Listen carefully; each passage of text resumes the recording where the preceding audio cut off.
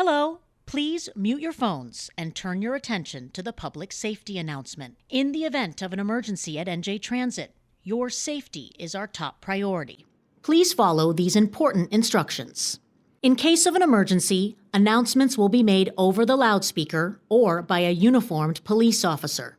If necessary, CPR will be administered using the defibrillator. Please do not approach the dais. Documents can be presented to staff at the entrance to the boardroom. Please follow the directions of NJ Transit Police and staff. Thank you, and have a safe day.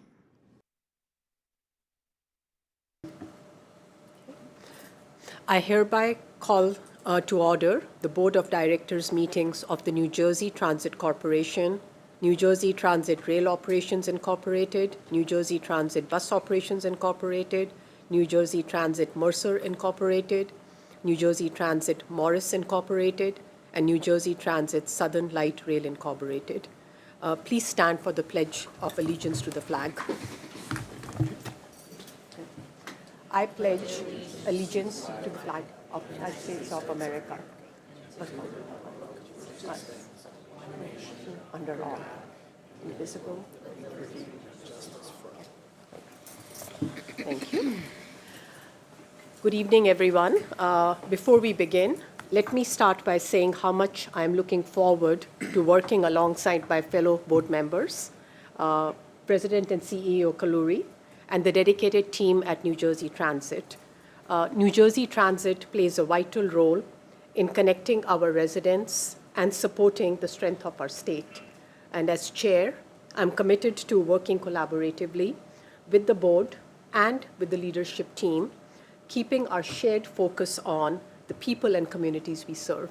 Thank you. Thank you and welcome. I will now take roll call. Board Member Abrantes? Here. Board Member Beeson? Here. Board Member Casimir? Here. Board Member McCray? Here. Board Member Nara? Here. Board Member Thomas? Here. Board Member Zevalov? Here. Board Member Cruz? Here. Vice Chair Carson? Here. Chair Jane? Here. For the record, Board Member Morocco is absent. This is a meeting of the New Jersey Transit Corporation and its affiliates and subsidiaries. Adequate notice has been provided in accordance with the Open Public Meetings Act and NJ Transit's enabling legislation. Notice was filed on February 5th, 2026 with the Secretary of State and was sent to newspapers of general distribution, posted in the main entrance of NJ Transit's headquarters, published on the corporation's website, and sent to each individual agency and organization that requested such notice. May I have the motion to approve the meetings of the December 10th, 2025 and January 27th, 2026 board meetings? I move. May I have a second? Any discussion? I'm just going to abstain from the December minutes. I was not a member then. All in favor? Aye. Any opposed? Motion carried.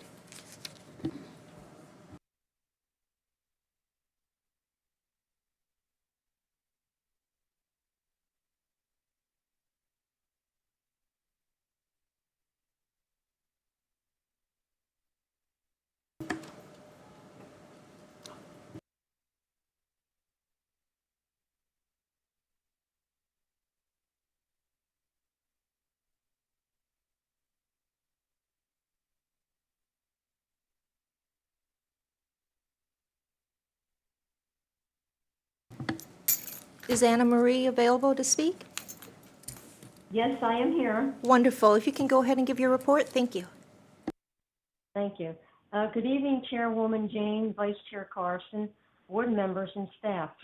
Before I begin, I want to congratulate and welcome DOT Commissioner and Transit Board Jane to her new position. We look forward to working with you. And also to President and CEO Chris Kalluri for his appointment as well. And I would like to thank Mr. O'Connor for working with the PACs in the past. On February 6th, the North and South PACs met jointly and virtually. Gagandeep Singh, Senior Vice President, Real Estate Development and Planning, gave a presentation on leveraged assets for non-revenue fare box dollars, or simply known as the land plan. We then heard from the Government and Community Relations team. First, Chief Paul Wyckoff reported on the Portal Bridge cutoff work and the impact on rail service. On January 15th, Amtrak announced that it will be performing critical work to transfer one track of rail service to the new Portal Bridge. This work is scheduled for February 15th through March 14th. Customers will experience temporary adjustments to rail service on all rail lines except Atlantic City line. Senior Director and Legislative John Delcoli briefed the PACs on legislative issues, while Senior Director Barbara Lazaro reported on the following. Transit launched a language survey in 8 languages to assess the needs of limited English proficient customers to improve the agency's service and programs. Due to the winter storms on January 25th, New Jersey Transit temporarily suspended all bus, light rail, and access link service at 4 a.m. and rail service at 2 p.m. Limited service returned on January 26th. Letters were sent to municipalities regarding their responsibility to maintain bus shelters and, in particular, the clearing of them during snowstorms. Customers were advised to contact their local municipality for snow clearing at the shelters. On January 8th, Transit announced its new 2026 Anti-Human Trafficking Awareness campaign titled Safe Passage.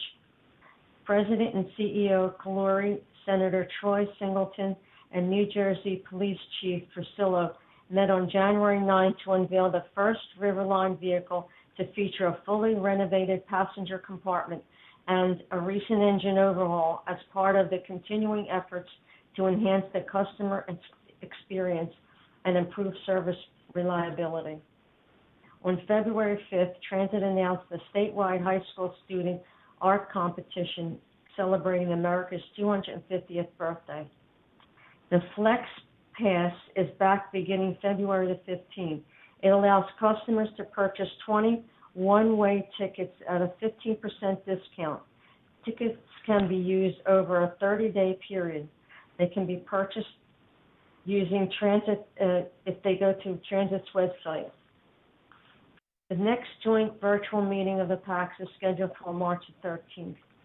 Before I end, though, my report, I would like to thank all the hardworking personnel in New Jersey Transit for working diligently and getting all the transit services up and running after the January 25th snowstorm.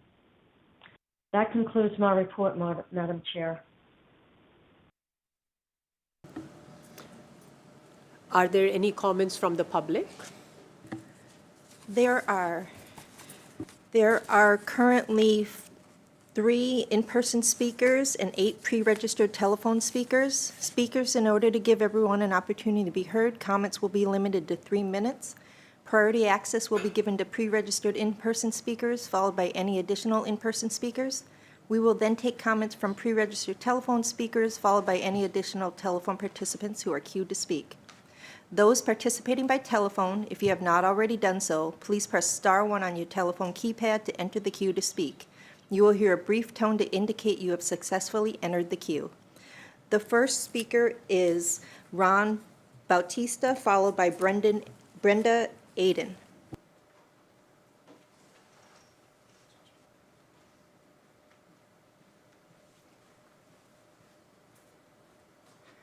Hi, good evening, everyone. My name is Ron Bautista.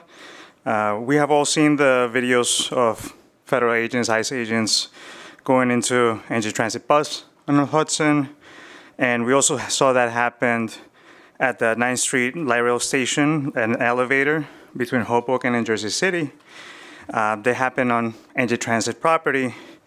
And when federal agents conduct enforcement actions on transit vehicles, platforms, or station areas without clear rules, it creates fear, it creates confusion, and legal uncertainty for riders, workers, and also law enforcement alike. I used to be undocumented. I was undocumented for my first 11 years here in Hoboken, New Jersey. I've been a U.S. citizen. However, as many of you may know, that those protections are in a tough spot, to say the least. I know what it feels like to look over your shoulder on a train platform or bus, wondering if today is the day your life gets torn apart. Public transit should not be a place of intimidation. It should be a place of safety. That's why I'm urging the board of NJ Transit to adopt a clear policy similar to what Greyhound lines had done, which is no ICE agents should be allowed on NJ Transit, in this case, trains, buses, platforms, or NJ Transit property without a judicial warrant. Not an administrative warrant, which is important, not a badge and a demand, a judicial warrant signed by a judge. This does not obstruct federal law. It clarifies property rights and constitutional standards, and you have the authority to set conditions for entry. Requiring a judicial warrant protects riders' Fourth Amendment rights. It protects your employees from being put in impossible situations and protects the agency from liability. But policy alone is not enough. I'm urging you to implement formal training for drivers, for conductors, station agents, and supervisors. This has been a gap that local government has seen, which is they have set certain policies, but when there's no training and getting everybody on the same page on how to really maneuver in this kind of very tough, and I understand and I empathize of how tough the situations are. But the more prepared that we are and the more trained that the staff and the teams are across the board in the transit system, the better we're all off. So, I urge you to adopt this judicial warrant requirement and ensure mandatory employee training so that NJ Transit remains public, safe, and just welcoming for everyone. Thank you so much. Thank you. Brenda is not speaking, so we will move on to Armand Pohen. Oh, you are? Okay, I was told you had decided not to.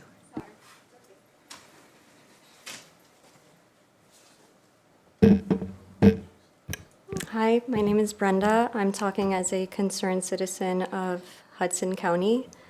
Today, Governor Sherrill passed an executive order banning ICE from state property without a judicial warrant. This should include New Jersey Transit buses and New Jersey Transit vehicles. New Jersey Transit buses are buses that you have to pay to enter, making them legally a private space and entitling NJ Transit drivers and operators to require a warrant for law enforcement to board the bus. But unfortunately, in January of 2026, in West New York, federal agents followed a woman onto a bus and kidnapped her, separating her from her children. A few days later, she was shipped to a detention facility in another state. When NJ Transit was contacted for comment, our community was told simply that they could not interfere. Greyhound buses require by policy a warrant to enter the bus and train their drivers on how to ask for one before allowing ICE agents on the bus. Especially given Governor Sherrill's executive order signed today, I am making our ask very clear. New Jersey Transit must make it clear that NJ Transit buses and vehicles are private spaces that require a judicial warrant to enter, and to publicly disseminate this policy to the drivers' union and to provide training and support to all NJ Transit drivers and operators on this policy. Every day in Hudson County and Bergen County, I'm watching my community be kidnapped and terrorized, not just at bus stops or on the streets, but also in January on a bus. So I ask that you take this executive order seriously and implement training for your staff. Thank you.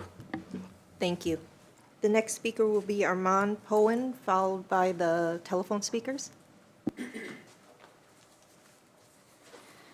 Thank you, members of the board. I'm Armand Pohen. I'm the president and CEO of New York Waterway. We transport about 20,000 people a day back and forth across the Hudson River between New Jersey and New York. We are part of the overall transportation system of the region. And we are also the safety valve for the New Jersey transit system when problems arise. Next week, the Portal Bridge is going to be closed for repairs. Who does transit come to get people across the river when they can't get by train? They come to us. And we next week, and for 4 weeks, will be chartering in extra boats and buses to carry people safely from New Jersey to Midtown Manhattan. You can't carry people safely if you don't maintain your boats. There's an action item on your agenda tonight for the approval of appropriation of money for us to create a modernized maintenance facility for our boats in Weehawken, New Jersey. So you shouldn't feel so bad that you're giving money to a private company to do a maintenance facility. I respectfully point out to you that over the past 19 years, New York Waterway has probably generated over $100 million in federal money for New Jersey Transit by reason of the number of passengers that they carry every year and by reason of the fixed routes that we run. Starting in 2015, this board recognized the value of that contribution, and similar to what they do for the private bus companies, they have made available to us 75% of the money that we earn every year, which is about $8 million at the present time. They make available 75% of that to our company to do capital repairs. The regulations which were passed in 2015 didn't address the issue of what happened between 2007 and 2015, all those years where we earned money. And in 2015, the legislature appropriated $12 million for us to build a new maintenance facility in Hoboken. Unfortunately, Hoboken condemned that property. We couldn't build a maintenance facility on that location, so we're building it where we are in Weehawken, and it requires a reappropriation of that money, which was approved by the legislature, so we can go forward. So I appreciate that you've put this item on the agenda, and I hope that it will pass. We need the modern maintenance facility. You need the modern maintenance facility for our ferry boats. Thank you. Thank you. We have an additional in-person speaker, Angelou Shahani. I'm sorry, what was it? Angeli Shahani. Hi, thank you. Okay. Dear members of the New Jersey Transit Board, I've been a rider since 1993. Confidently rely on. One was being delayed, but I took comfort in the second, and that is that I would reach my destination safely, and my fellow passengers would be safe. That is no longer the case, thanks to ICE. The federal government has taken an unhinged and violent approach to immigration enforcement, arresting fellow commuters. Immigration status, indigenous status, valid visas, pending asylum cases, all of it be damned. There's no judicial warrants. If you have melanin in your skin, you are fair game. To quote an ICE agent verbatim, "We don't need a warrant, bro. Get that out of your head." It is clear this is not about public safety. No decent person feels safe when mass agents can pull someone off a train or bus because of their skin color, their accent, or the language they are speaking. This happens in broad daylight in front of our children, family members, and loved ones. When our babies ask why, we have no explanation. No Miranda rights are read, violence is overused and seemingly encouraged, and someone disappears into a DHS concentration camp. And while it is most horrific for the kidnapped, we all hold the trauma of witnessing such violence and feeling helpless, as helpless children feel in a home with violence. But feeling helpless and hopeless is not something we can afford right now. We are fighting for decency for our kids, all of them, for our families, all of them, for our neighbors, all of them, and for our entire community. You are in a uniquely powerful position to be on the right side of history. New Jersey Transit won't be remembered for its punctuality, great service, working equipment, but maybe that won't matter in the long arc of history, because you'll be doing the right thing. The first two speakers were far more articulate than I was in terms of outlining specific protocols that you guys that you could put into place for greater public safety, but I strongly encourage it. ICE do not buy tickets, they harass your paying customers. Please protect all of us, protect your workers and your employees and your customers. Thank you. Thank you. We have one more in-person speaker, Trevor Batchelder. I'm not sure if I'm saying it right. Okay.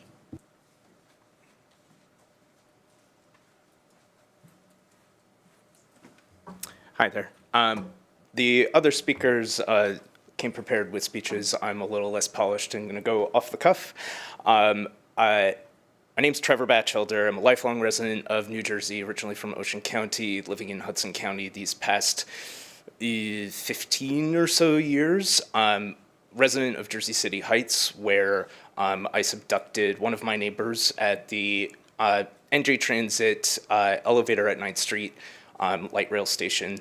And I'm appalled, honestly, to hear that you have not taken any action, NJ Transit has not taken any action to implement common sense policies and training to protect your riders who are honestly, I know that you're in a budget crisis already. We can see that every day as riders, but you're going to lose a whole lot more riders if you don't do something. And if people are scared to leave their houses. It's not even just about getting to work, which is what NJ Transit only seems to care about, is commuters and making sure that us workers can get into New York City and make already insanely rich people a profit. So I can't get in to see a show in New York City when on a Friday night without having to plan it down to the second, and even then I still end up having a bus that leaves 5 minutes early. But that's besides the point. I'm here to talk about ICE. I understand that I'm in corporate America. I understand that people who sit on boards of major corporations don't like risk. There's lots of lawyers, I'm sure, in the room that don't like legal gray areas, like, is an NJ Transit bus or train a public or private space, and can we require a judicial warrant? Can we make them buy a ticket? Who cares? This country is descending into fascism, and if you want to go down on the right side of history, to the previous speaker's point, you're going to do something now. I know I have 40 seconds left, but I'll end it there. Thank you. Thank you. That was our last in-person speaker. Operator, please open the floor to public comments by telephone participants. Thank you. As a reminder, if you have not already done so, please press *1 on your telephone keypad to enter the queue to speak. You will hear a brief tone to indicate you have successfully entered the queue. Each speaker will be given 3 minutes for their public comment. A warning will be provided with 1 minute remaining, and again with 15 seconds remaining.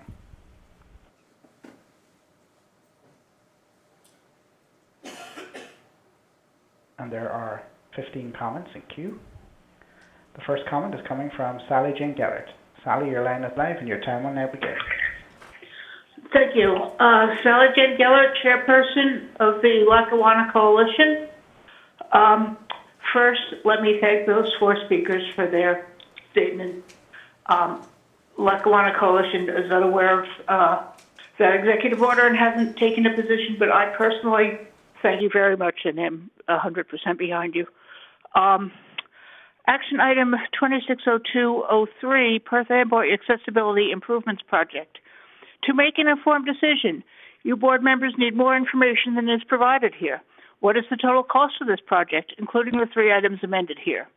We realize the importance of accessibility and how far behind New Jersey Transit is in meeting ADA standards. This project has been going on for years, and we expect that this amount will cover its completion. Will Perth Amboy Station be fully open in spring 2026? Why do we need more amendments?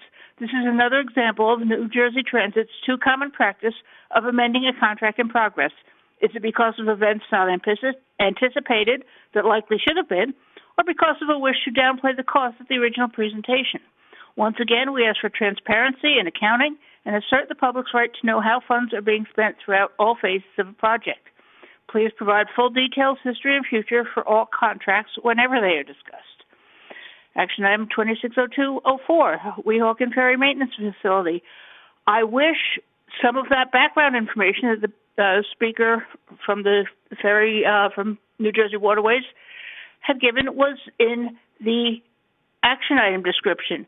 Because, yeah, we were saying, why are we giving public money to a private company? Spending public money to support maintenance of a private ferry service facility seems questionable now when money is very tight, when a limited COVID reprieve will end shortly, when riders are blamed or scapegoated for being deadbeats looking to avoid paying fares. Well, the gentleman gave us some of those answers. If this money was already approved by the legislature, we'll just let that be. But please provide us information so we don't look like idiots when we don't know half the facts because you haven't put them in the agenda. As far as Porter Bridge rescheduling goes, service interruptions during Porter Bridge cutover, which will be starting shortly, will affect most lines. In particular, the Pascack Valley line has increased wait times of more than 20 minutes, both in and outbound. In particular, the train arriving at Secaucus at 8:28 p.m. has only a 5-minute connection. We request that crews at Secaucus lower level hold the outbound trains when their connecting trains are late. This is especially important when passengers must wait over an hour for the next train or on the last trains of the night. We have an email attached to our comments, and we do thank all the workers for getting us through that snowstorm last month. Thank you. Thank you. The next public comment is coming from Matty Bukis Highlands. Matty, your line is live and your time will now begin. Before I begin with my remarks, can you hear me okay, Mr. Operator? Yes, sir. Go ahead. Okay, thank you very much, and good evening, everybody. My name is Matty Bucky's Highland, and I'm a resident of Long Island, New York, and also a proud advocate for people with developmental disabilities. One thing I'm disappointed with is the cancellation of the Gateway Tunnel project in New York's Penn Station and into New Jersey. Those tunnels are probably around when your great-grandfather or your great-great-grandmother was alive. If we don't build a new tunnel soon, if God forbid we had another major disaster, it could be inaccessible to access the northeastern corridor of the United States on Amtrak. So I do support the efforts to restore the funding for the Gateway Tunnel project. For example, in Virginia, there's a House of Delegates committee called Transportation, which is chaired by Carrie Delaney, Karrie for the record, who's a University of South Florida graduate like me, and she does a damn good job by making sure Virginia roads are safe, along with her counterpart, Senator Lamont Bagby. So New Jersey should be like Virginia and moving forward in its new economy, with the Silver Line expanding to Ashburn, Virginia, and Loudoun County. So please, I beg the government to please support funding for the Gateway Project community. And I do want to congratulate Priya Jain on becoming the new chair of the New Jersey Transit Corporation, and thanking Fran O'Connor for his service. So with that, everybody, please have a great night, and God bless you all. Thank you, Operator. Thank you. The next public comment will be coming from Eleni Baker. Eleni, your line is live and your time will now begin. Thank you. Again, my name is Eleni Beja. I live in Hoboken and regularly use New Jersey Transit to commute. Thanks for the opportunity to ask for clarity on policies that impact our community. I'm concerned for everyone who uses and works for New Jersey Transit, whether or not we are citizens and whether or not we are documented.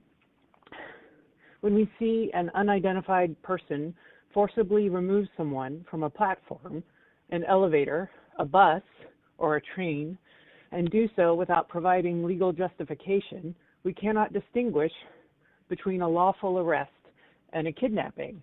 And as others have said before me, that creates fear and uncertainty. In light of that, and trust me, when I ask this, I am feeling for bus drivers, conductors, all the people working for New Jersey Transit right now, in addition to the people who use your services. When I ask, will the board commit to creating a clear policy for situations in which unidentified individuals come on New Jersey Transit property with the intent to forcibly remove people while claiming but not proving federal authority? For the safety and protection of people who use the services of and work for New Jersey Transit, I urge you to create this policy, to share it with our community, and to provide training and support for New Jersey Transit employees. Thanks. Thank you. The next public comment will be from Matthew Walsh. Matthew, your line is live and your time will now begin. Thank you, Board of Directors, for the opportunity to participate in this forum.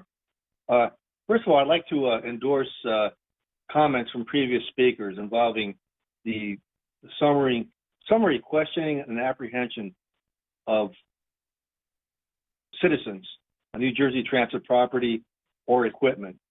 I do agree a judicial warrant is absolutely necessary. Secondly, I endorse the other comment by the previous speaker about supporting Gateway. It's very important. My name is Matthew Walsh. Once again, I'm a member of the New Jersey Association of Railroad Passengers. I've been a member of the board of directors of that organization for 4 years. I want to comment on the waterfront connection. It was built in 1991. It was an essential and very important connection between the Northeast Corridor and North Jersey Coastline Service to the Morrison Essex line, connecting those lines to the Hudson waterfront and Hoboken terminal. Since the COVID era, service has been completely truncated. I think there's one train a day. There's potential for 6 trains a day each way. There's substantial traffic from the Red Bank, Monmouth County area to the waterfront in Hoboken. Hoboken waterfront has substantial employment and also increasing residential population. We need that connection. And the parallel turnpike is constantly asking for more money, for more expansion. Well, we already have a potential right away in place. The North Jersey coastline between Monmouth County and Hudson County, connecting to the Hudson waterfront. Hudson Bergen Light Rail Transit's right there.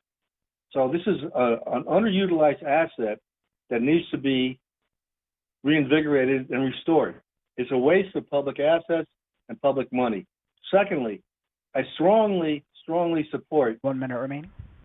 I strongly support the continued construction and extension of the HBLRT between Connolly Avenue and North Bergen and Hudson County to Englewood. That it's very essential. That will take many cars off the road. It will provide much cleaner air, less congestion, and a more congruent public transportation system in this New Jersey, the most densely populated state in the nation. We need to use the assets we already have. The waterfront connection is an underused asset. We have to appreciate— 10 seconds remaining. There's no eminent domain involved. Just use what we already have. Thank you very much. Have a good evening. Thank you. The next public comment will be from Adam Reich. Adam, your line is live and your time will now begin. Good evening. First off, I want to echo the comments of Sally Jane Gillard as they relate to action items. For example, action item 2602-03, the Perth Amboy Station improvements. Problem we've had, as far as I can remember, with resolutions is that when there's something like this, where there's a change to a contract and additional money is expended, that the resolutions never speak to the need for it. They don't explain why, they don't explain what's changing and why it's not covered under the existing contract. Chair Jane and new members of the board, I would ask you to ask staff to speak to this before each item is voted on tonight, and also to insist that each resolution, like the one Sally mentioned, have some brief description explaining the nature of the change, why it wasn't covered under the existing contract, and what the money is actually going to on this. It might be something that is perfectly valid and logical, but it still helps everybody, particularly members of the public who want to make informed comments, to have it in the text of the writing when you put up the agenda. Second, the 2018 New Jersey Transit Reform Law, PL 2018, Chapter 162, specifically codified this section in NJSA 27:25-8D2. It requires 10 public hearings, quote, before implementing any fare increase. It does not say any fare increase plan. It does not say any multi-year plan. It's before implementing any fare increase. The logical reading of this is to say that each and every time before you're going to raise fares, you have to hold 10 public hearings. Even if somehow you were to interpret this differently, it defies all notions of common sense to do as New Jersey Transit staff seem to have suggested, and potentially raise fares in perpetuity without ever holding a public hearing again. I ask Chair Jane, I don't expect you to pledge to hold 10 public hearings before a fare increase tonight, but can you at least pledge to the public that you will review this issue, review the statute, and see what can be done, especially with Mr. Calori and agency staff changing how fares are collected, creating congestion at New York Penn Station and key terminals. I think it's only fair that the public have an opportunity to be heard both on the fares themselves and how they are collected. Finally, I would just ask that with contingency planning, that New Jersey Transit staff think a little more critically beyond New York service alone. Think about outlying points. Try to have a contingency plan that makes provisions for intrastate travel if, let's say, the tunnels or Portal Bridge is affected. Make it so that you run something of a subservice so that there's some service running in places that maybe don't have the level of alternate service that points like Newark and Hoboken do. I would also say that, remember, people who buy passes have to approve their orders with lead time. If you're telling Morris and Essex riders buy Hoboken. Thank you. The next public comment will be from Chris Niedenberg. Chris, your line is live and your time will now begin. Yes, thank you very much. I hope you've had a good New Year so far. I just want to say that I do appreciate that New Jersey Transit is there, whatever criticisms I have, okay? Now, I just want to discuss something that Mr. Cloy talked about, and I think it's very, very serious. I think it's back on December 10th. And he said that you have estimated that New Jersey Transit loses up to $90 million a year to quote, Chair, could we perhaps have the operator communicate with the caller? I think he's... Apologies, Chris. I apologize for it.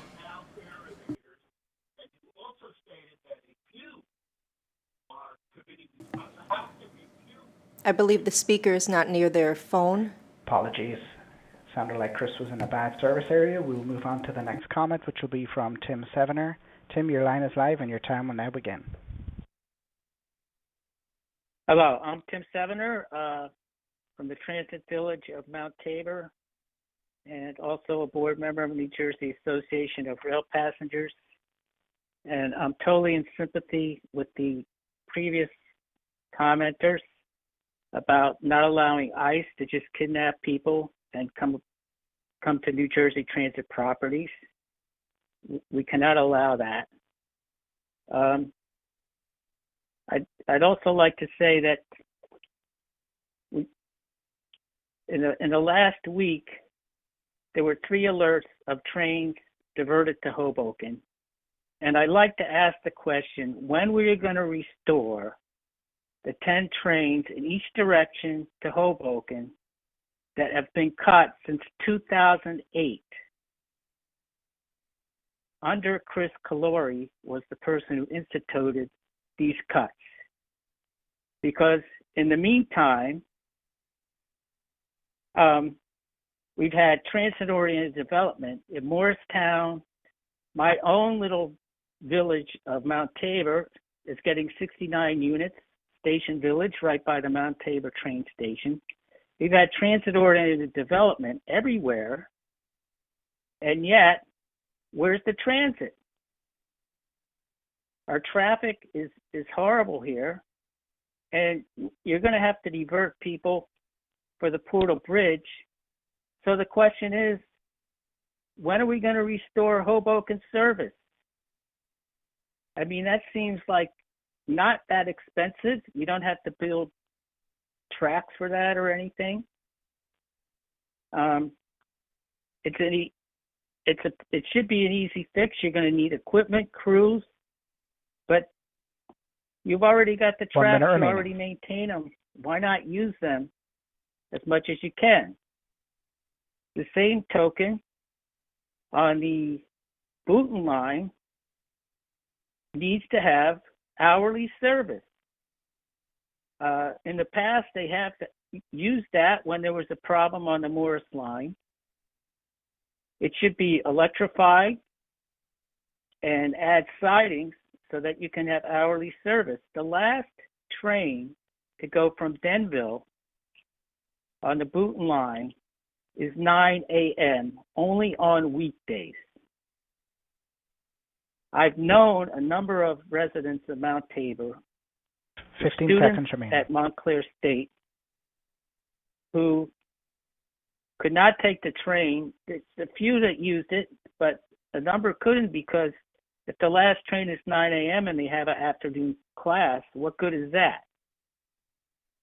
Also professors who could not get to Montclair State, along with all the other destinations, including alternate ways to get to Hoboken. Thank you. The next public comment is coming from Grace Perez. Grace, your line is live and your time will now begin.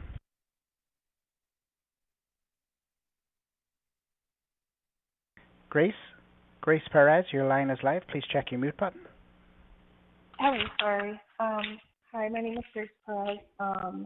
I currently serve as the Chief of Staff to Councilwoman Elena Little in Ward, New Jersey City, and I'm speaking on her behalf today as she is currently serving her constituents in a council meeting.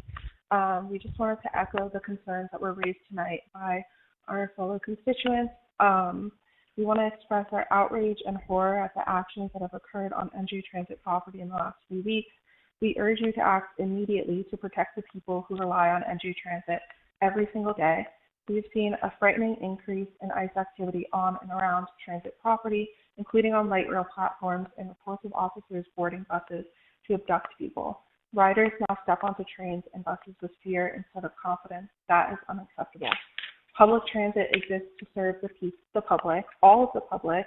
Our constituents depend on NJ Transit to get to work, take their children to school, attend medical appointments, and participate in civic life. They cannot do these things if they worry that a routine commute could turn into an encounter with federal agents. When riders feel unsafe, the system fails its core mission. You have both the authority and the responsibility to set clear expectations for your workforce.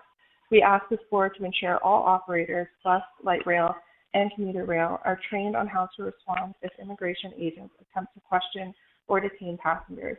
Clear guidance protects riders and employees, and our constituents deserve to travel without fear. They deserve a transit system that stands firmly on the side of safety, dignity, and public trust. We urge you to act now and implement this training without delay. Thank you. Thank you. The next public comment will be from Andy Weiss. Andy, your line is live and your time will now begin. Good evening. I am disgusted with the NJ Transit bus service and the lack of action from CEO Chris Calori. Chris Calori, you are not paying attention to bus service, and you give 95% of your attention to commuter rail. Under your leadership, NJ Transit buses are filthy and covered with dirt on the outside and the inside. I saw some buses, like every bus I see now is just covered with filth and dirt on the outside. Usually the outside, the inside is incredibly filthy.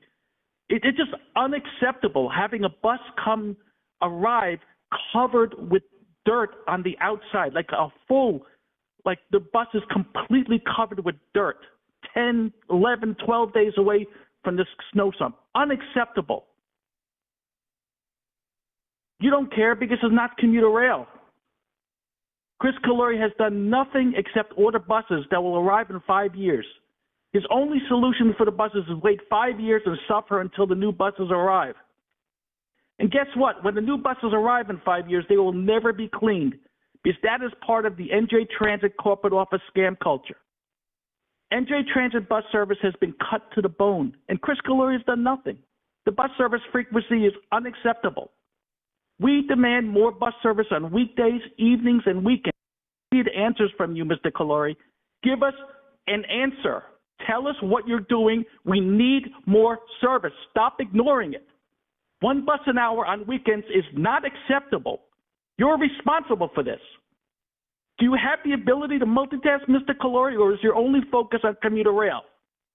Where is your apology for bus riders, Mr. Calori? You have never apologized to bus riders because you ignore us. Your precious commuter rail riders got another apology from you. You treat bus riders like trash while your commuter rail riders get an apology. 1 minute Bus remaining. riders have lower income, and that may be why we never get an apology. They're well off, while bus riders are poor, and we don't get any apology. We get the finger. That's what we get from this corporate office. Also, Chris Calori, you need to ask for more funding at yearly legislative budget hearings to hire more bus operators. You never fight for more bus service funding at the yearly budget hearings, and you surrender. I watch you. You surrender. You never ask for more funding. We need more frequency. You never say the word frequency. You only care about your career, Mr. Calori, while bus riders suffer under your leadership. We're suffering. Stop fixating on commuter rail and pay attention to the bus service. Stop surrendering at the yearly legislative budget hearings and fight for more service in NJ Transit. Thank you. Do better. Thank you. And we will try to complete Chris Niedenberg's comment. Chris, your line is live. You have 2 minutes remaining for your public comment. You can go ahead. Okay, you hear me okay? Yes, go ahead.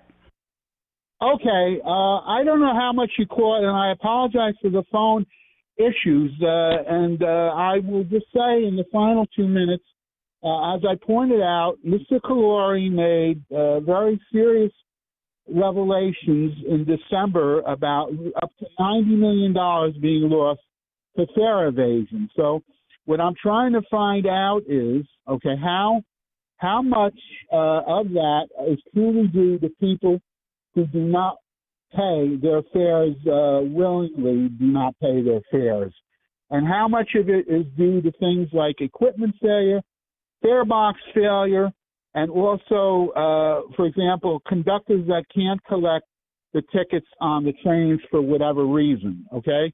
And I just can't believe that up to $90 million a year is blown away on people who deliberately don't pay their fares. Now, if you heard this before, I think I tried to say about how people who have tickets, okay, sometimes the conductors, for whatever reason, don't pick up their paper tickets. Now, there may be a 2-hour limit on tickets that are purchased through the app, but I'm wondering if you're also referring to people who are willing to pay, and the conductors don't come and collect. So I hope that maybe you can talk about this, Mr. Calori. And by the way, I am a member of the Lackawanna Coalition, and I am speaking though my own. So thank you very much if you heard it, and I apologize for the problems before. Thank you. Thank you. The next public comment will be from Paul Cunningham. Paul, your line is live, and your time will now begin.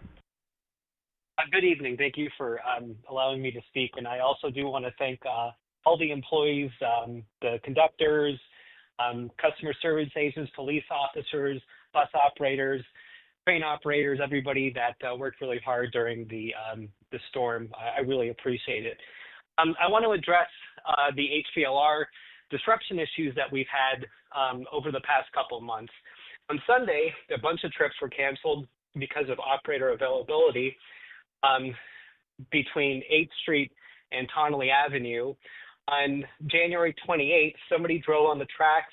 There was a service disruption at 6:30 a.m. There was no update to that service disruption. And I had a friend at about 9 a.m. that was waiting for a train at Liberty State Park and didn't see a train for 20 minutes. During rush hour, there was absolutely nobody, no service announcements. On February 6th, there was a switch issue. Again, no announcements, no alerts about it. We had a service suspension on January 29th because of signal issues.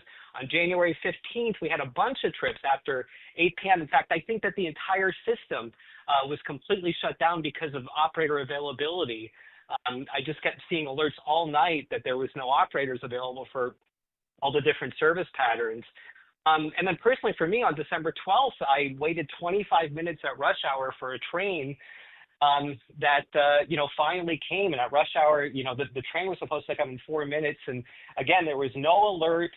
The train wasn't tracked, and these are just constant problems. And I'm really becoming worried with this new contract. It's just the same thing as the old contract. We need to be able to have dependable service here in Hudson County and in Jersey City. We have people who actually move, 1 minute remaining. Close to Liberty State Park, or they move to places that are close to where the HBLR is. And to me, to be honest with you, this just seems like an amateur hour when we have so many service disruptions and we don't know, we can't track the trains, and we get no alerts when service is or we don't get updates in service. We don't get any alerts at all. So I ask the board, please. Please try to make the HPLR more dependable, because, if it's more dependable, then more people will use it, and we can get more people off the roads. I thank you for the time. Thank you. The next question will be, the next comment will be from Aitana Labreros. Aitana, your line is live and your time will now begin. Hi, good evening, everyone. So I am a daily commuter on the bus, the NJ Transit, and I've lived in Hudson County for the last 29 years and 351 days. I turned 30 this weekend. And the bus, NJ Transit bus, has been a huge part of my commute to everything in my life growing up.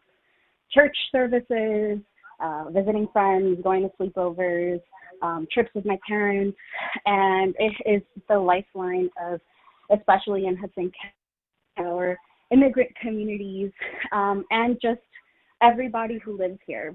As you know, if you live in Hudson County, traffic and parking is impossible, and so we rely on NJ Transit to get around.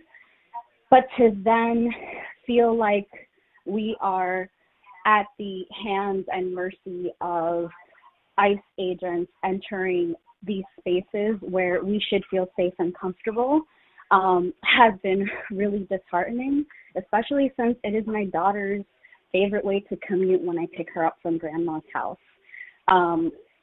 So I am really urging you, NJ Transit, to step up on protecting your commuters, your customers, because just as much as we rely on you, you rely on us.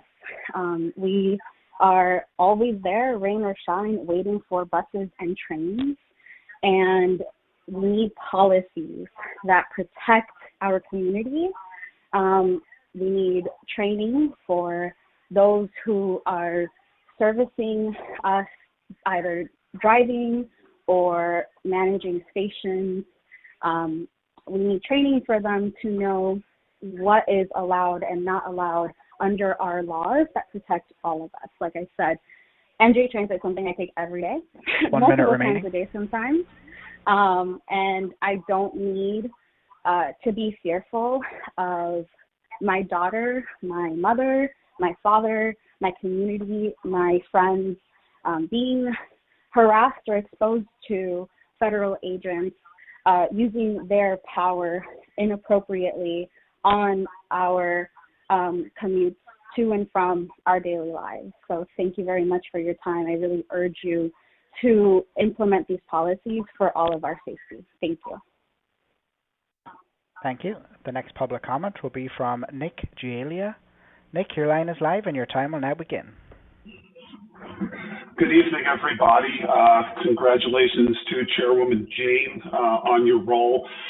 My name is Nick Gialia. I am the founder of the organization Root Restore Our Transit in Essex. We are a nonprofit advocacy group seeking to implement hourly weekend train service on the Martha Booten line, as well as restoration of bus service for the areas that depended on B Camp.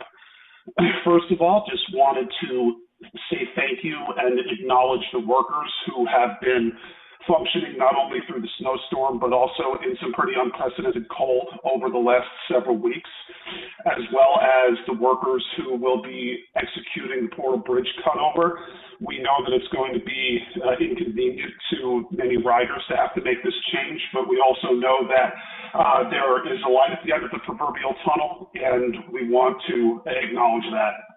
Also want to acknowledge some of the previous statements that New Jersey Transit should not allow ICE on any of their property or their vehicles without warrant, as is accustomed by law, as well as supporting the continued funding of Gateway because transit is not partisan.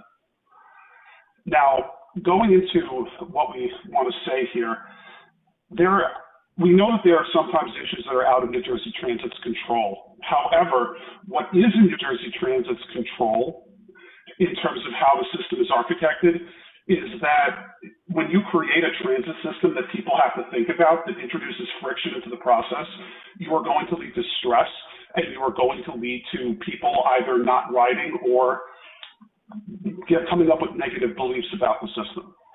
We understand that there could be issues like occurred on Monday with the overhead wire that affected both myself and my wife, as well as countless other riders. However, the fact that there is still an ongoing transit desert in the Essex County region, both during the day, during the week, as well as on weekends, is causing significant problems. We need a multimodal solution in order to get this taken care of. We need to have a study for greater bus restoration than the current situation because people don't normally just ride the train or the bus for work. And we also, since it's budgeting season, we would like to reiterate our call that the budget should include funding for hourly weekend train service on the Montclair Boonton line that runs at least as far as Montclair State University. Again, there has been a transit desert for hundreds of thousands of Essex County residents since almost 3 years now, since DCAT Bus gave us basically 2 weeks notice in April of 2023. We believe that there is very little that would need to be done other than funding to do that, and we hope that this group will work with us on that. We really appreciate the partnership. Thank you. Thank you. The next public comment will be from Jesse Rinkiewicz. Jesse, your line is live. Hi, I'm here to discuss more logical issues happening right now. It's been going on for a while. So what I'm here to discuss is a lack of bus service that we have in South Jersey. I am a commuter who goes to a university, who commutes to save costs of money and things like that. But I wanted to point out that Atlantic City has been magnetizing our transportation by affecting both Cape May County and Cumberland County into a desolation of service. We have declined our service compared to the rest of New Jersey. And also, South Jerseyans need a bus terminal or a station in Millville that can serve both Cape May County and Gloucester County. Our transportation funds haven't been equally distributed for rural counties. There are a lot of houses in those counties that really could deserve to have a bus to get to where they need to go. Also, the taxes that they pay also for the revenue of the universities. There seems to be too many brushstrokes of transit in Atlantic County, though not enough for south of Rowan University. Now, I did ask our state senator if we could possibly get a bus from here to Rowan, but instead we only got microtransit service from Atlantic City to Vineland. The 313 bus needs to have an increased service, and we need transportation for long-term career investments and not just transportation to get to a casino. We need to also have transit to get to colleges, universities, so this way everybody can have a chance and get an opportunity of investing on a long-term career. Thank you. Thank you. The next public comment will be from David Allen. David, your line is live and your time will now begin. Good evening. I am David Peter Allen, making a personal statement. I have a number of affiliations, as some of you know, but I am speaking tonight only for myself, and my opinions do not necessarily represent those of any other person or organization. My topic is the upcoming cutover from the old Portal Bridge to the new Portal North Bridge, which will start this weekend and include single tracking for a segment of the Northeast Corridor line, which makes operations tricky, especially on such a busy railroad. I covered the press briefing on January 15th for Railway Age, where I write, and my story ran the next day on the Railway Age website. As I said then, from what I heard, the operation during the 4 weeks from mid-February through mid-March was planned well. Schedules don't change much over the years, so I believe the trickiest aspect of riding during the upcoming month will be remembering to check the schedule for your line. because trains that go to or from Penn Station will leave at a different time past the hour than under the normal operating schedule. The biggest change will come on the Morrison, Essex, Gladstone, and Montclair lines. I live on the M&E, and although I don't commute, my travel patterns will change.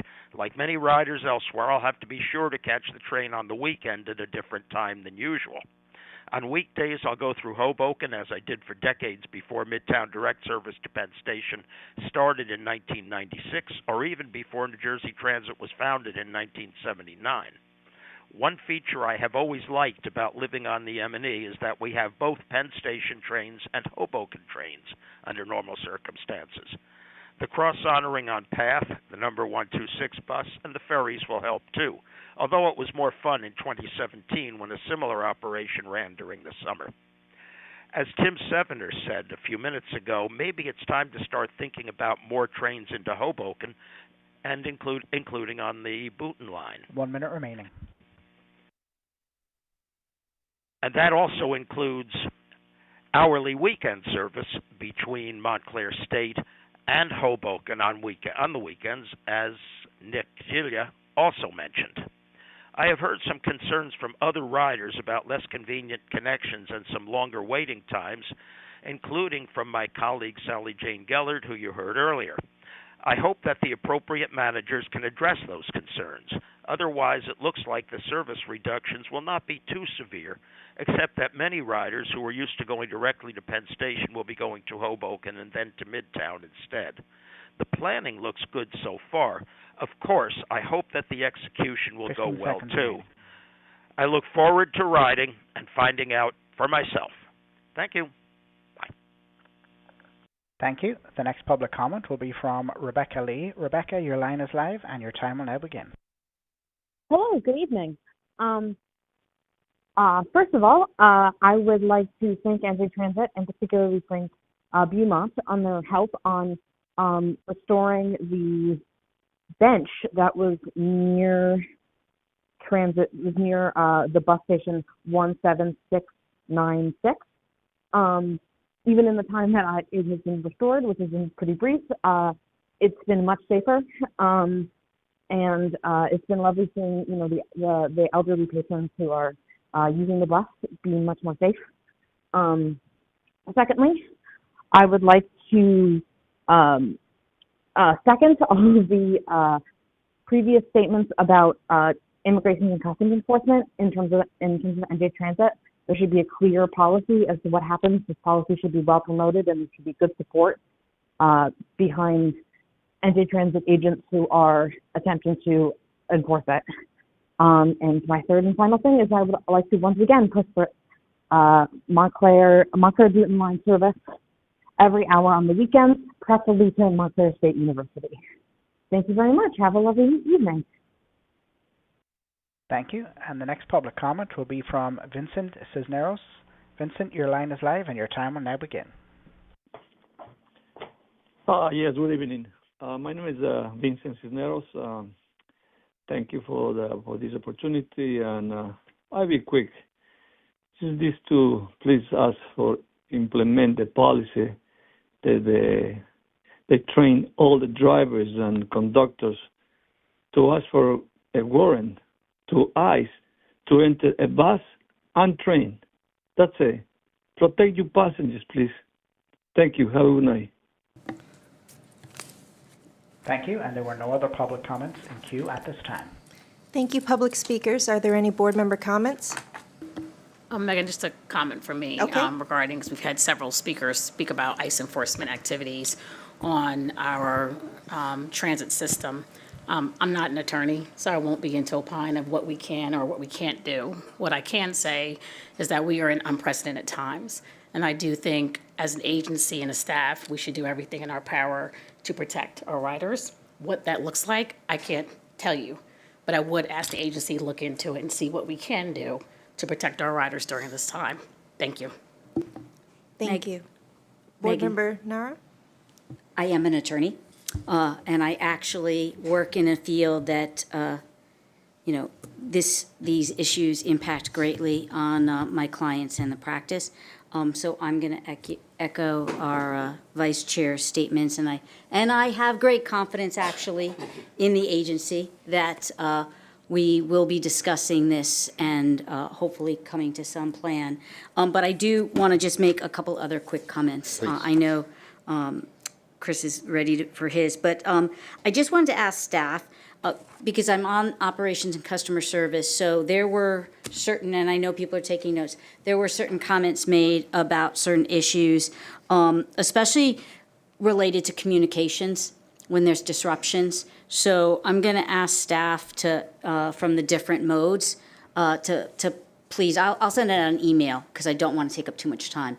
But there were some clear issues, and I think one thing that is very easy for us to do is to make sure that our riders have the best information. And so if we can tighten up procedures and protocols to make sure that if there are issues with disruptions or anything, that we get that information out. So I'm not going to go through all of them, but there were several who talked about different modes. And so if we could ask staff to look into that and get us reports soon, as soon as possible, so we can see what improvements can be made. And I'll stop there. Thank you. Are there any additional board member comments? Okay. Chris will now present the President and CEO's monthly report. Thank you, Commissioner, Madam Chair. It is great to have you here. I've had a chance to work with you at Gateway Development Commission when I was CEO there, and you were part of the team that came to help us, and your contribution, your expertise served us well then, and I know you'll do an amazing job as Commissioner here at the New Jersey Department of Transportation. I want to join our board members in thanking for members of the public for some of those heartfelt comments, and I think it is important that these kinds of venues are an opportunity to people to come and express their deep concern. Rest assured, we will follow the executive order, and I will leave it at that. I want to specifically address some of the concerns that were raised by the public, and just like Board Member Nara, I'm not sure I'm going to go through all of it, but there are a couple that stood out to me, and Board Member Nara, I know you care about communications. The one that stuck out to me was HBLR and the fact that we don't have real-time communication. So our colleagues who run the light rail system said to me that Riverline has real-time information. HBLR has it for a couple of stations. Over the next few months, we will have real-time information there as well. So to Paul Cunningham, who called in about that issue, we appreciate your concern. We understand your frustration, but we are working to make sure that real-time information does become available. To Chris Hindenburg, who talked about fare evasion, it is true. $90 million a year is lost because of fare evasion. Now, if you listen to Adam Reich, who, by the way, is a public servant who gets paid by the taxpayers in New Jersey, you would think that the way we collect revenue, no matter how uncomfortable it is at Penn Station, is somehow not the appropriate way to do. I certainly hope he never works for New Jersey Transit, because that is exactly the wrong kind of person that should be working for New Jersey Transit. We believe in collecting fares. We believe that that is the compact we've made with our riders. We provide a service, we expect to get paid for that service. More importantly, I made this point, and let me make it again. There are people who are honest who pay their fare. That is the kind of people that feel cheated when the person sitting next to them somehow doesn't pay their fare. So yes, we will go to the ends of the earth to collect fares. That is the right thing to do.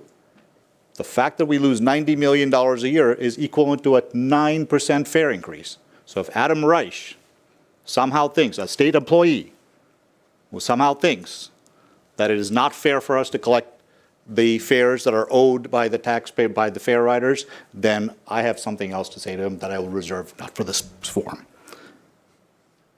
Let me talk to Jesse for a second.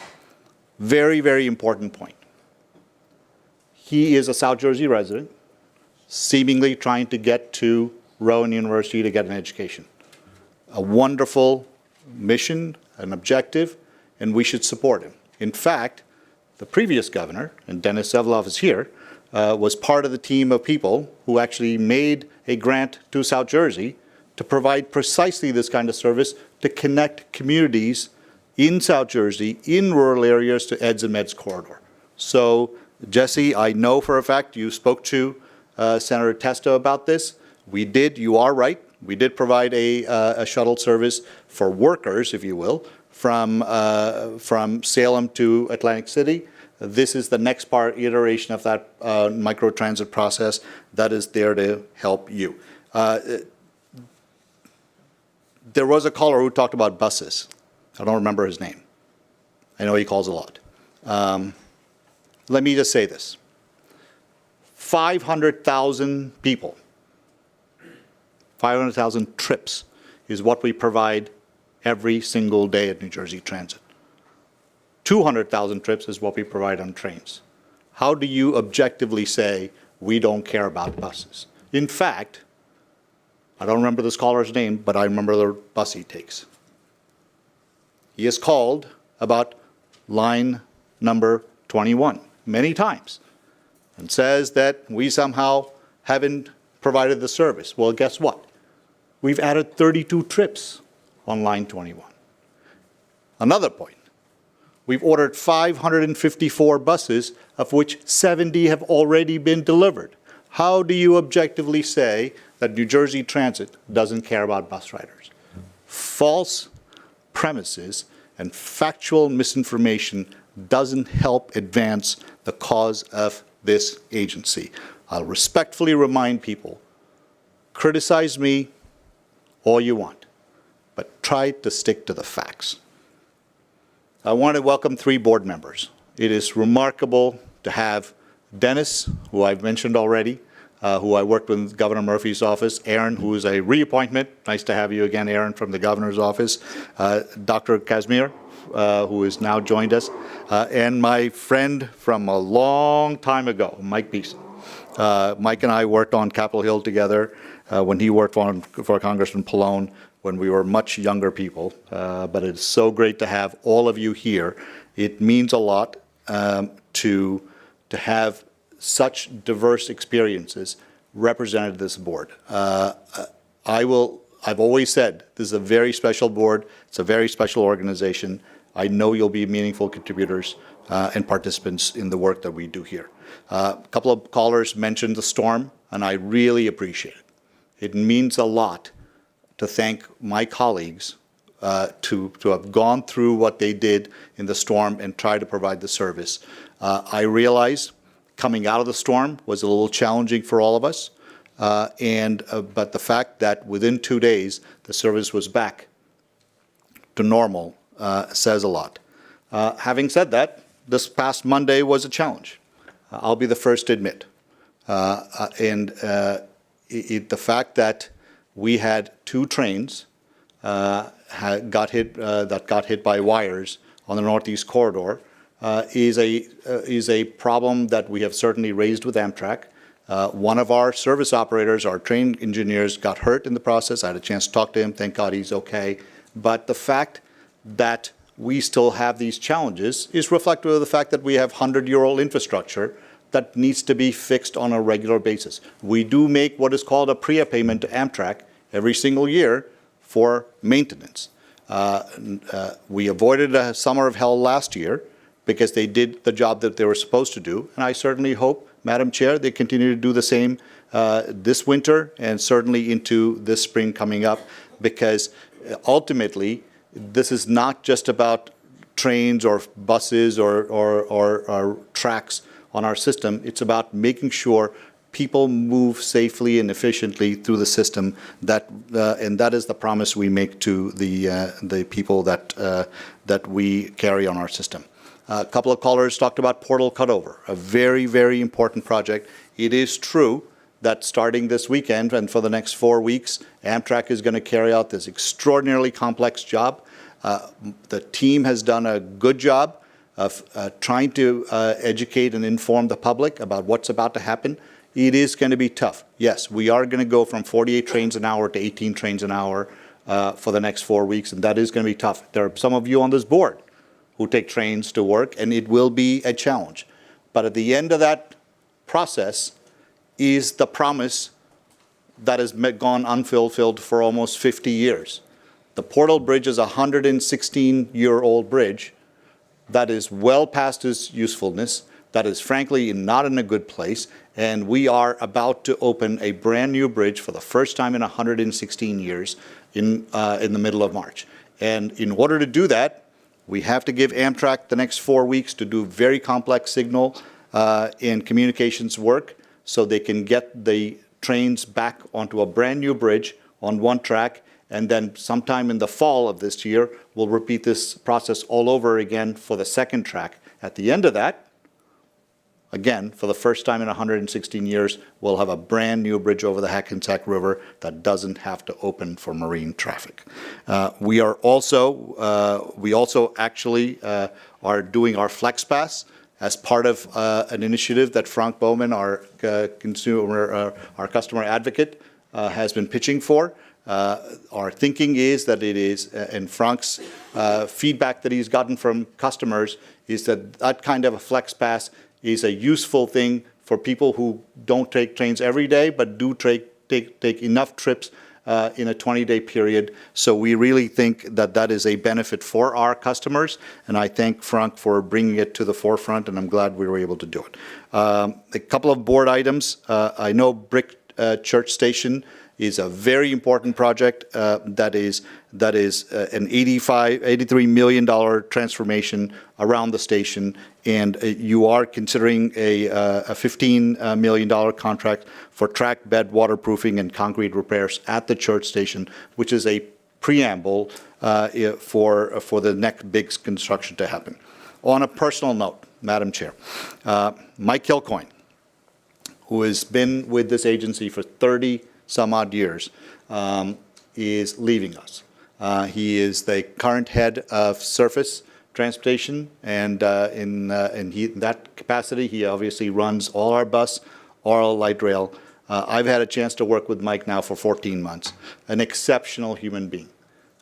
His commitment to this agency is second to none. His commitment to the customers is second to none, and his commitment to his team certainly is second to none. We're going to miss him, but we wish him well. It is a retirement well-earned and deserved, but I always say this to people, I don't believe in goodbyes. I certainly hope we get to see Mike down the line as he comes back in a different avatar, I'm sure, Mike.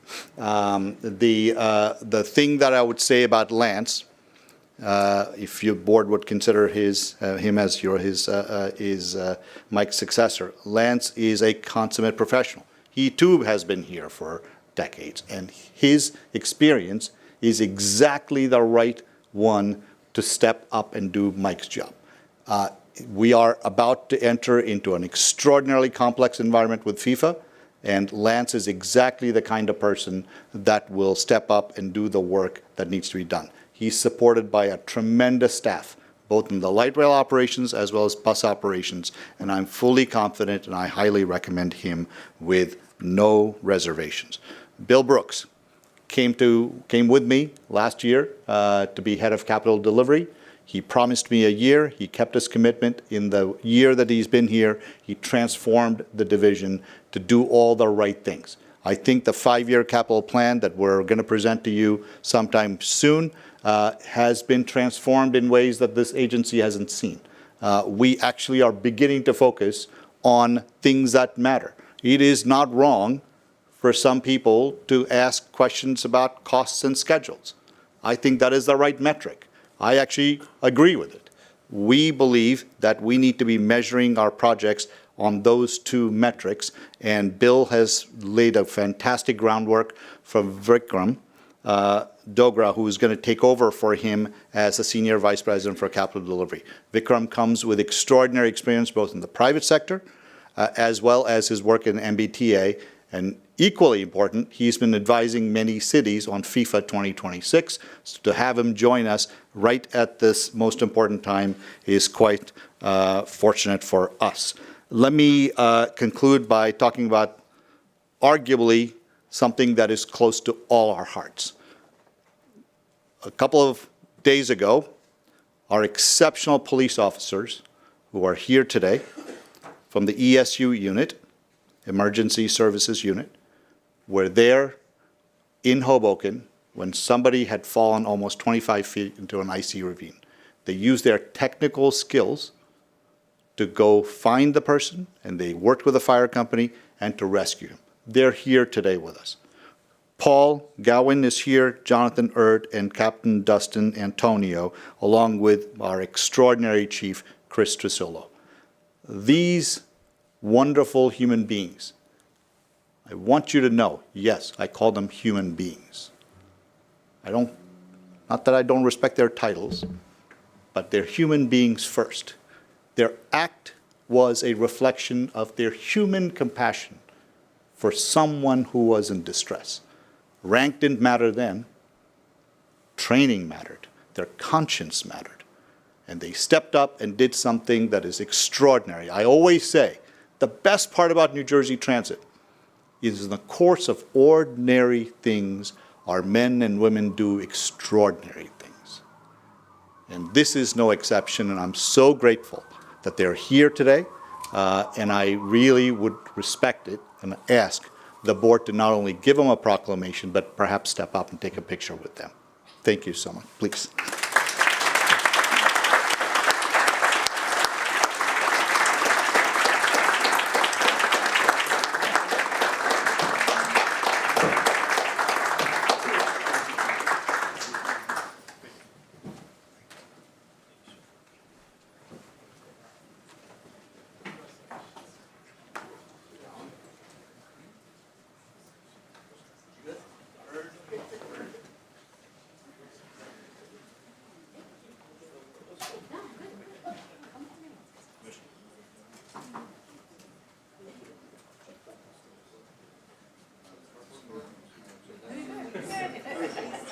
Everybody take a look at me. 1, 2, 3. Thank you. Why don't you just stay there for 1 second? I got one more, please. I also want to recognize our soon-to-leave colleague, Evan Wise. Evan was served as a board member at New Jersey Transit for 4 years. Evan is an extraordinary individual who I've had the pleasure of knowing for almost 8 years. In this time, and especially in my time here and his work in Newark, we did many things together. He's that quiet guy who always has an idea, has a pragmatic solution, and follows through. Gateway to Hope at Newark Penn Station was his brainchild. He drove it. He made sure we did it. It still works. And the fact that we are able to place tens of unhoused fellow citizens in places in Newark in a safe place for them to be is because of Evan. We're sorry to see him leave, but he's going on to bigger and better things. He's going to be the CEO of EDA, and the Governor Sherrill made the right decision. And Evan, don't forget, when we have budget problems, we'll be calling you. So, thank you.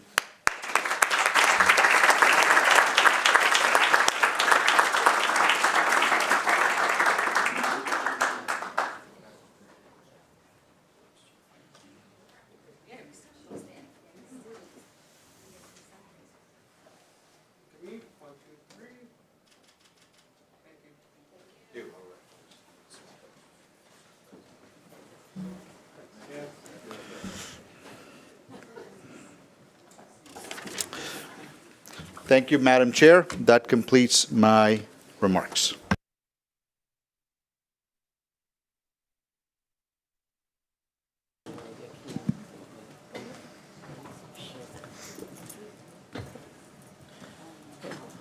Okay. Before we move on to the board committee reports, Chris, thank you for the detailed report. Your insights and candor, I'm sure, are appreciated by my fellow board members. So, Board Member Cruz will now present the Operations and Customer Service Committee report. Thank you, Chair. The Operations and Customer Service Committee received an update on trends, analysis, and actions for rail, bus, light rail, and access link. We also received an update from the customer advocate, as well as an update on the cost of service. That concludes my report. Thank you. Vice Chair Carson will present the Administration Committee report. The Administration Committee received a financial update. This included a summary of operating results compared to previous year's comparable period and fiscal year 26 budget, 12-month farebox revenue compared to budget, and major balance sheet items. Additional information was provided as part of the agenda materials, including the cost of service key performance indicators, 12-month farebox recovery, history of vacancies, attrition and hires, ridership and revenue, and a monthly budget to actual comparison for December 2025. The committee also received updates from Human Resources and Equal Employment Opportunity and Affirmative Action. That concludes my report. Thank you. Board Member Abrantes will now present the Capital Planning Policy and Privatization Committee report. Thank you. The Capital Planning, Policy, and Privatization Committee reviewed the board items as follows: Brick Church Station, track bed waterproofing and concrete repairs, and the Perth Amboy Station Accessibility Improvement Project, contract amendments, construction services, construction design services, and construction management services. That concludes my report. Thank you, board members. And Chris will now present the action items. Thank you, Madam Chair. I'm going to call Vikram Dogratu, Senior Vice President of Capital Delivery, to present item 2602-02. Madam Chair, members of the board, President Kaluri, we are here to seek your authorization to enter into a contract with Union Paving and Construction Company for the Brick Church Station track bed waterproofing and concrete repairs in an amount not to exceed $14,970,557.26, plus 5% for contingencies. We ask for your approval of item number 2602-02. May I have a motion to approve board I move. item 26? Second. Okay. Any discussion? Megan, please take a roll call vote. Roll call vote. Board Member Abrantes? Yes. Board Member Beeson? Yes. Board Member Casimir? Yes. Board Member Nara? Yes. Board Member Zevalov? Yes. Board Member Cruz? Yes. Vice Chair Carson? Yes. Chair Jane? Yes. Motion carried. Madam Chair, I'll ask Vikram to present item 2602-03.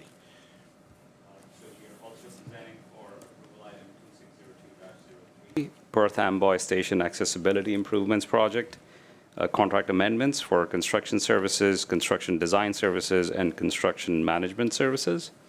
Authorization is requested to provide additional funding in the amount not to exceed $4.5 million plus 5% for contingencies to negotiate and execute necessary changes to the contract with Hall Construction Company, Inc. of Wall, New Jersey, for the construction of Perth Amboy accessibility improvements, subject to the availability of funds.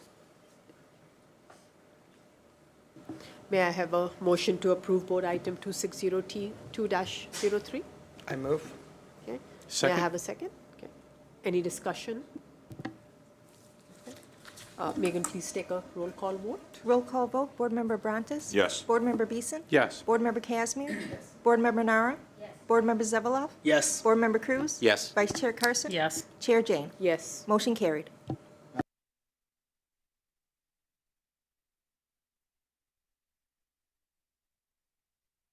Item 2602-04.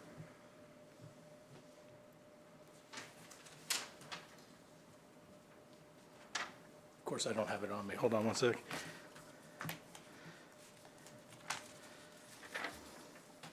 You want it? Nope, I got it. We're presenting for approval item 2602-04, Weehawken Ferry Maintenance Facility. Authorization is requested to assist New York Waterway with the cost of rehabilitation of the Weehawken Ferry Maintenance and Fueling Facility by advocating $12 million that was reserved as capital ferry improvement funds and allocating $12 million from New Jersey Transit's Ferry Capital Improvement Program for the total of $24 million, subject to the availability of funds and the board approval of New Jersey Transit's operating budget. We ask for your approval of item 2602-04. May I have a motion to approve board item 2602-04? I move. Second. Okay. Any discussion? Megan, please take a roll call vote. Roll call vote, Board Member Anches? Yes. Board Member Beeson? Yes. Board Member Casimir? Yes. Board Member Nara? Yes. Board Member Zevalov? Yes. Board Member Cruz? Yes. Vice Chair Carson? Yes. Chair Jane? Yes. Motion carried. For the record, Board Members McCray and Thomas are recused from item 2602-06 and will not comment on the item.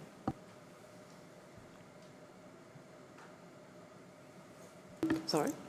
May I have a motion to approve the consent calendar? So moved. Second. Okay. Any discussion? Okay. Megan, please take a roll call vote. Roll call vote, Board Member Abrantes? Yes. Board Member Beeson? Yes. Board Member Casimir? Yes. Board Member Nara? Yes. Board Member Zevalov? Yes. Board Member Cruz? Yes. Vice Chair Carson? Yes. Chair Jane? Yes. Motion carried.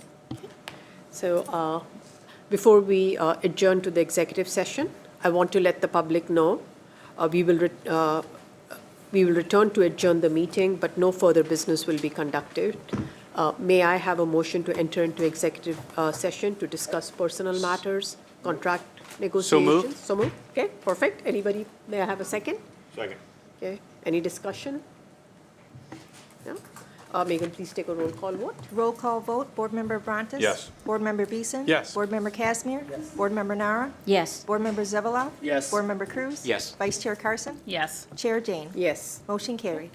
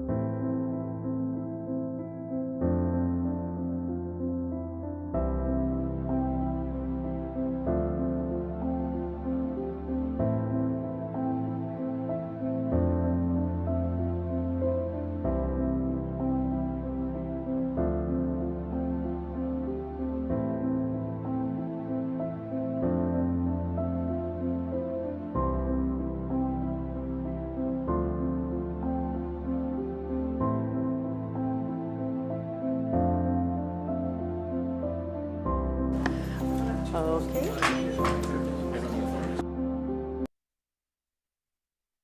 Okay, I hereby reconvene the open session board meetings.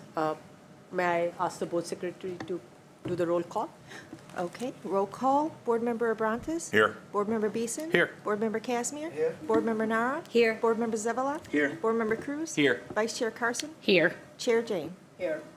Since there's no further business, may I have a motion to adjourn the meeting? So move. Second. Any discussion? No? All in favor? Aye. Any opposed? Motion carried. First meeting, yeah.